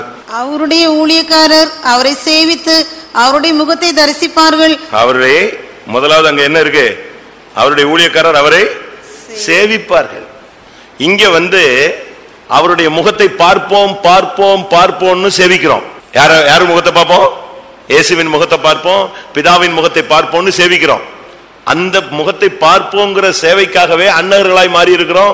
உலகத்தை வெறுக்கிறோம், உலகத்துல எவ்வளவோ காரியத்தை விட்டோம். அங்க போய் அவருடைய முகத்தை பார்த்து என்ன செய்வோம், சேவிப்போம். அது பரலோக சேவை. இந்த உலகத்துல அவருக்கு சரியாய் சேவை செய்தால் பரலோகத்துல அந்த அரண்மனையில சேவிக்க நம்ம திறமை உள்ளவர்களாய் கர்த்தர் என்ன செய்வார், மாற்றும். இந்த திறமைகள் நமக்கு தேவை. சரி, முடிய போது தேவையில்லாத திறமைகளும் ஒரு சிலருக்கு இருக்கு. அதையும் நான் சொல்லிடுறேன். 2-3 காரியத்தை சொல்றேன், ஷார்ட்டா சொல்றேன். எசேக்கியேல் 21:31. என் சினத்தை உன்மேல் ஊற்றுவேன், நான் என் மூர்க்கத்தின் அக்கினியை உன்மேல் ஊதி மிருக குணமுள்ளவர்களும் அழிக்கிறதற்கு திறமையுள்ளவர்களும் ஆகிய மனுஷரின் கையில் உன்னை ஒப்பு கொடுப்பேன். இந்த திறமை உள்ளவர்கள் எதுக்கு திறமை உள்ளவர்கள்? இவங்க அழிக்கிறதுக்கு திறமை உள்ளவர்கள். புத்தியுள்ள ஸ்திரீ தன் வீட்டை கட்டுகிறாள், புத்தி இல்லாத ஸ்திரீயோ தன் வீட்டை இடிக்கிறாள், அழிக்கிறாள். சில புருஷன்மார் வீட்டை அழிச்சிருவாங்க. அழிக்கிறது வந்து நம்முடைய கான்செப்ட் கிடையாது. திருடன் திருடவும் கொல்லவும் அழிக்கவும் வருகிறான் என்று வேற ஒன்றுக்கும், அது பிசாசுடைய ஊழியம். அதை நீ செய்யக்கூடாது, அந்த திறமை நீ எடுத்துக்க கூடாது. பிசாசுடைய வேலைதான் திருட கொல்ல அழிப்பது. இங்கே சொல்லி இருக்கிறது அழிக்கிறதுக்கு திறமை உள்ளவர்கள். காரணம் என்ன தெரியுமா? மிருக குணம் உள்ளவர்கள். அந்த வசனம் சொல்லுது, அவர்கள் மிருக குணம் உள்ளவர்களும் அழிக்கிறதுக்கு திறமை உள்ளவர்களுமாய் இருப்பார்கள். நம்ம ஒரு காலத்துல மிருகம் போல இருந்தோம், அப்படித்தான் பைபிள் சொல்லுது. ஆனா இப்ப யாரா மாறிட்டோம், அவருடைய ஆலோசனையின்படி நடத்தப்பட்டு இருக்கிறோம், அப்படித்தான் பைபிள் சொல்லுது. சங்கீதம் 73:22. நான் காரியம் அறியாத மூடனானேன், உமக்கு முன்பாக மிருகம் போல் இருந்தேன். இது நம்முடைய பழைய லைஃப். அடுத்து 24. உம்முடைய ஆலோசனையின்படி நீர் என்னை நடத்தி முடிவிலே என்னை மகிமையில் ஏற்றுக்கொள்வீர். இதுதான் நமக்கு தேவன். ஆரம்பத்தில் நம்ம மிருக குணமுள்ளவர்களாக இருந்தோம். இப்ப இந்த சபைக்குள்ள வந்து சத்தியத்துக்குள்ள வந்து அபிஷேகம் பெற்ற பின்பும் நாம் மிருக குணமுள்ளவர்களாக இருந்தால் நாம் அழிக்கிறதுக்கு திறமையுள்ளவர்கள். சபையை அழிச்சிருவோம், ஊழியத்தை அழிச்சிருவோம், கிருபையை அழிச்சிருவோம், நமக்கு கொடுத்தப்பட்ட தாளந்தை அழிச்சிருவோம், ஜனங்களை அழிச்சிருவோம், ஊழியத்தை அழிச்சிருவோம், எல்லாமே அழிஞ்சு போயிடும். நமக்கு அந்த திறமை வேண்டாம். அழிக்கும் திறமை நமக்கு தேவையில்லை. அடுத்ததாக அப்போஸ்தலர் 25:5. ஆகையால் உங்களில் திறமுள்ளவர்கள் கூட வந்து அந்த மனுஷனிடத்தில் குற்றம் ஏதாகிலும் உண்டானால் அந்த குற்றத்தை அவன் மேல் சாட்டட்டும் என்றான். குற்றம் சாட்டும் திறமுள்ளவர்கள். திறமை ரெண்டு ஒண்ணுதான் தமிழ்ல. அங்க சொல்லி இருக்கிறது குற்றம் சாட்டும் திறமை. அது நமக்கு தேவையா சொல்லுங்க? அது பிசாசினுடைய ஒரு ஆயுதம். வெளிப்படுத்தல் 12:10 சொல்லி இருக்கிறது. வெளிப்படுத்தல் 12:10. இரவும் பகலும் நம்முடைய தேவனுக்கு முன்பாக நம்முடைய சகோதரர் மேல் குற்றம் சுமத்தும் பொருட்டு அவர்கள் மேல் குற்றம் சாட்டுகிறவன் தாழ தள்ளப்பட்டு போனான். குற்றம் சாட்டுகிறவன் வந்து பிசாசு. அது அவனுடைய ஊழியம். அதை நம்ம போய் என்ன செய்யக்கூடாது, எடுக்க கூடாது. பவுலுக்கு விரோதமாக அங்க அவன் சொல்றான், அந்த தேசாதிபதி, உங்கள யாரையாவது திறமை உள்ளவர்கள் இருந்தா வந்து என்ன செய்யுங்க, குற்றம் சாட்டுங்க. குற்றம் சாட்டுறதுக்கு ஒரு திறமை தேவை இருக்கு. அப்படிப்பட்ட திறமை நமக்கு தேவையில்லை. ரோமர் 2:1 என்ன சொல்லுகிறது? ஆகையால் மற்றவர்களை குற்றவாளியாக தீர்க்கிறவனே, நீ யாரானாலும் சரி, போக்கு சொல்ல உனக்கு இடமில்லை. நீ எந்த காரியத்துல குற்றவாளியா தீர்க்கிறையோ அந்த காரியத்துல நீ யாரா மாறுவாய், குற்றவாளியாய் தீர்க்கப்படுவாய். நமக்கு அது தேவையில்லை. தானியேல் 6ஆம் அதிகாரத்துல பார்க்கும் பொழுது 4:5 பார்க்கும் பொழுது, குற்றம் சாட்டுவனுக்குனே அவனை சுத்தி தேடிட்டு கடைசியில கண்டுபிடிக்க முடியலன்னு வேத விஷயத்தில் குற்றம் பார்த்தார்கள். வாசிங்க. அப்பொழுது பிரதானிகளும் தேசாதிபதிகளும், தானியேல் 6:4-5. அப்பொழுது பிரதானிகளும் தேசாதிபதிகளும் ராஜ்யத்தின் விசாரிப்பிலே தானியேலை குற்றப்படுத்தும்படி முகாந்தரம் தேடினார்கள்.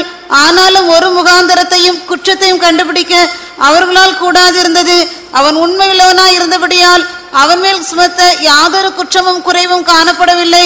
அப்பொழுது அந்த மனுஷர், நாம் இந்த தானியேலை அவனுடைய தேவனை பற்றிய வேத விஷயத்திலே குற்றப்படுத்தும் முகாந்தரத்தை கண்டுபிடித்தால் ஒழிய. பாத்தீங்களா, வேத விஷயத்துல, தேவனை பற்றிய வேத விஷயத்துல நீங்க சிபிஎம் போறீங்க, இப்படி செய்யலாமா? ஆமா, பட்டுன்னு அடிப்பான். முகத்துல அடிச்ச செருப்பை கலத்தி அடிச்ச மாதிரி இருக்கும். சிபிஎம் போயிட்டு இப்படி பண்ணிட்டியான்னு உடனே நமக்கு செத்து போன மாதிரி இருக்கும். அப்படி குற்றம் சாட்டப்படக்கூடாத ஒரு வாழ்க்கையை வாழணும். ஆனா குற்றம் சாட்டும் அந்த திறமை நமக்கு தேவையில்லை. இவங்க என்ன பண்ணாங்க தெரியுமா? பவுலுக்கு விரோதமா புறப்பட்டு தெர்த்துல்லுன்னு ஒருத்தனை கூட்டு வந்தாங்க. அவன் பயங்கரமான ஆளு, அவன் வக்கீல். அவனை கூட்டு வந்தாங்க. நம்ம ஆளுங்க ஒரு சிலர், நான் சண்டே சொன்னல, நம்ம ஆளுங்கெல்லாம் பிஎல் படிக்கல, ஆனா பயங்கரமா பேசுவாங்க. சில மனைவிமாரு ஸ்டார்ட் பண்ணாங்கன்னா, வாதத்தை ஸ்டார்ட் பண்ணா எந்த ஜட்ஜுமே தோத்து போயிடுவான். ஜட்ஜி மாதிரியே பேசுவாங்க, இல்லாட்டா வக்கீல் மாதிரியே பேசுவாங்க. இந்த அப்போஸ்தலர் 24:1-2 நீங்க படிச்சு பாத்தீங்கன்னு சொன்னா, அவன் வந்து தெர்த்துல்லுன்னு ஒருத்தனை கொண்டு வந்தாங்க, நியாய சாதுரியன். அவன் வந்து ஸ்டார்ட் பண்ணா பாருங்க, அப்படியே பேலிக்ஸ ஒரு கவுத்திட்டான். நீங்க வீட்டுல போய் படிச்சுக்கோங்க, டைம் இல்ல. பேலிக்ஸ் அப்படியே ஒரு உயர்த்திட்டு கடைசியில தான் பாயிண்ட சொல்ல ஆரம்பிச்சு. குற்றம் சாட்டுகிற வேலையை நிப்பாட்டுங்க. கண்களை மூடுவோம். நமக்கு தேவையான திறமை தெய்வீக திறமைகள் தேவை. குற்றம் சாட்டுக்கும் திறமை வேண்டாம், அழிக்கும் திறமை வேண்டாம். இந்த ரெண்டு திறமையை நீங்க வச்சுக்கிட்டீங்க, ஊழியமும் அழிஞ்சு போகும், குடும்பமும் அழிஞ்சு போகும், சபையும் அழிஞ்சு போகும். யாராவது இந்த அழிக்கும் திறமை இருந்தால் இன்றோடு முடித்து விடுங்கள். யாருக்காவது குற்றம் சாட்டுகிற திறமை இருந்தா அதையும் விட்டுருங்க, வேண்டாம். அது பிசாசினுடைய ஊழியம். அழிக்கிறது திருடனுடைய ஊழியம், அதுவும் திருடன் பிசாஸ் தான். அழிப்பதும் குற்றம் சாட்டுவதும் விழுந்து போன வல்லமையினுடைய திறமை, அந்த திறமை நமக்கு வேண்டாம். எல்லாரும் கண்களை மூடுவோம்.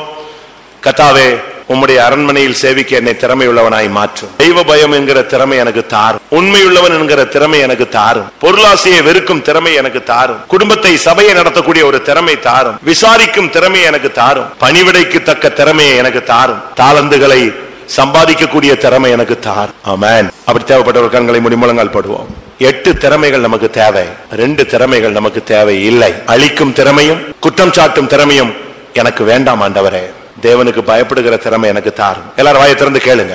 உண்மையா இருக்கிற திறமை எனக்கு தாரும். பொருளாசையை வெறுக்கும் திறமையை தாரும். குடும்பத்தை, சபையை நன்றாக நடத்தக்கூடிய திறமை தார். விசாரிக்கும் திறமை எனக்கு தார். பணிவிடையின் திறமை தார்.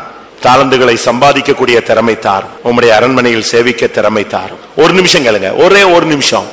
கர்த்தருடைய வல்லமை உங்கள் மேல் இறங்கும். உங்களுக்கு எந்த திறமை தேவையோ அது கர்த்தரை தருவார். ஓ ரபா காத்து டபா காத்து டபா.